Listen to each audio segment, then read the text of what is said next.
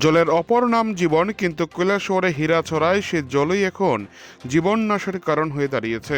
গত 6 মাস ধরে তীব্র জল সংকট ভুগছেন এলাকাবাসী। প্রশাসন ও দপ্তর জানিয়েও সুরাহা না মেলায় আজ কলসি বালতি নিয়ে পথ অবরোধে নামলেন ত্রিপুরার ক্ষুব্ধ জনতা। দীর্ঘ 6 মাস একদিন বা 2 দিন নয়, টানা 6 মাস ধরে পানীয় জল থেকে বঞ্চিত কৈলাসহর গৌরনগর ব্লকের হীরাছড়া ভিলেজ কমিটির বাসিন্দারা। বিশেষ করে 1, 3, 4 ও 5 নং ওয়ার্ডে দেখা দিয়েছে তীব্র জল সংকট।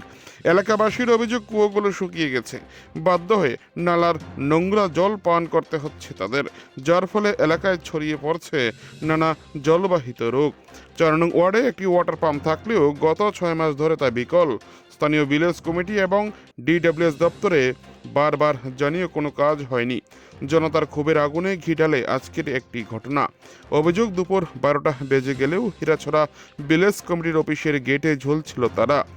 এরপরে ধৈর্যের বাঁধ ভাঙে এলাকাবাসীর। বাঁশ বেঁধে 2টি জায়গায় পথ অবরোধ করেন তারা।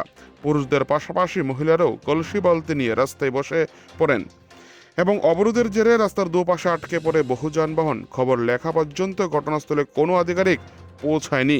পরবর্তী সময় প্রশাসনের আধিকারিকরা দীর্ঘ কয়েক ঘন্টা পর পৌঁছানোর পর একেবারে প্রতিশ্রুতি দেওয়া হয়। পরবর্তী সময় অবরোধ মুক্ত হয় গোটা সড়কটি। কৈলাসহর থেকে নিজস্ব প্রতিনিধির রিপোর্ট, টিভি 100 বাংলা। দেখেন, আমরা হীরাছড়ার মধ্যে একটা জল পানি নাই, কিচ্ছু নাই। ওয়াটার সাপ্লাই আছে, ওয়াটার সাপ্লাইয়ের মধ্যে এখন যে আছে যে বেতন পাইতেছে, কিন্তু ওয়াটার আমরা জল পাই না। কিসের জন্য? একটা যখন নষ্ট হয় অ্যাপ্লিকেশন দিয়ে ডিএম এখানে দিত, কিন্তু এটাও আমরা কই না, কিচ্ছু না। তো বেতন পাইতেছে, কিন্তু আমরা জল পাইতেছি না। কিসের জন্য? আমরা নিরুপায় আছি। এখন আমরা ইন্দ্রা পর্যন্ত একদম শুকাই গেছে। এখন তো আমরা কিচ্ছু নাই এর মাঝে। এখন কোন জায়গা থেকে আমরা জল খাইমু?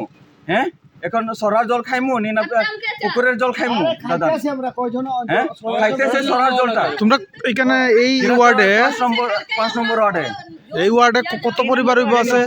5 নম্বর ওয়ার্ড। এটা 4 নম্বর ওয়ার্ড, 5 নম্বর ওয়ার্ডে। 5 নম্বরে ধরেন, 4 নম্বরে ধরেন, একটাই। আর একটা 1 নাম্বার না, 1 নম্বরে এটা আমি কইতে পারতেছি না, আপনার বাড়ির সামনে আছে এটা।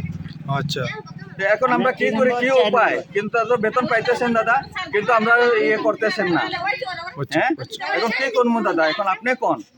এটা আপনি ইয়ে করেন।